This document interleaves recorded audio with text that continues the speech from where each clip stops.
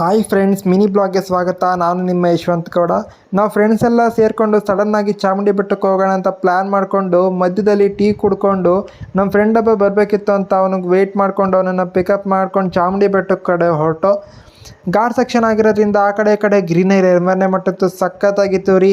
ಕ್ಲೌಡ್ಗಳು ಅಷ್ಟೇ ಪೀಸ್ಫುಲ್ಲಾಗಿ ಮತ್ತು ಬ್ಯೂಟಿಫುಲ್ಲಾಗಿತ್ತು. ಗಾಡಿನ ನಾವು ಕೆಳಗಡೆನೇ ಪಾರ್ಕ್ ಮಾಡಿ ನಾವು ಫ್ರೆಂಡ್ಸ್ ಎಲ್ಲ ಕಾಮಿಡಿ ಮಾಡಿಕೊಂಡು ಬೆಟ್ಟ ಹತ್ತಿ ಮೇಲೋದು.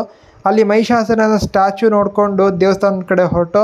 ಭಾನುವಾರ ಆಗಿರೋದ್ರಿಂದ ತುಂಬಾ ರಶ್ ಇತ್ತು, ಒಳಗಡೆ ಹೋಗೋಕ್ಕಾಗಲ್ಲ ಅಂತ ಗೊತ್ತಾಗಿ ಹೊರಗಡೆನೇ ಫೋಟೋಸ್ ಎಲ್ಲ ತಗೊಂಡು ನಂದಿಗೆ ಒಂದು ಕೈ ಮುಕ್ಕೊಂಡು ಬೆಟ್ಟ ಇಳಿದು ಮನೆಗೊರಡೋ ದಾರಿಲೇ ಲಕ್ಷ್ಮೀನಾರಾಯಣ ಸ್ವಾಮಿ ದೇವಸ್ಥಾನ ಸಿಕ್ತು. ನೀವೇನಾರ ಮೈಸೂರು ಕಡೆ ಬಂದರೆ ಈ ಪ್ಲೇಸ್ನ ಮರಿದೇ ವಿಸಿಟ್ ಮಾಡಿ. ತುಂಬ ಚೆನ್ನಾಗಿ ನಿರ್ಮಾಣ ಮಾಡಿದ್ದಾರೆ ಮತ್ತು ಪೀಸ್ಫುಲ್ಲಾಗಿ ಕೂಡ ಇದೆ. ಪಕ್ಕದಲ್ಲೇ ಕಾರಸಿದ್ಧಿ ಆಂಜನೇಯನ ದೇವಸ್ಥಾನ ಕೂಡ ಇದೆ. ಈ ದೇವಸ್ಥಾನ ನೀವು ರೀಲ್ಸಲ್ಲೆಲ್ಲ ನೋಡಿರ್ಬೋದು. ಅತ್ಯುತ್ತರವಾದ ಆಂಜನೇಯನ ಸ್ಟ್ಯಾಚು.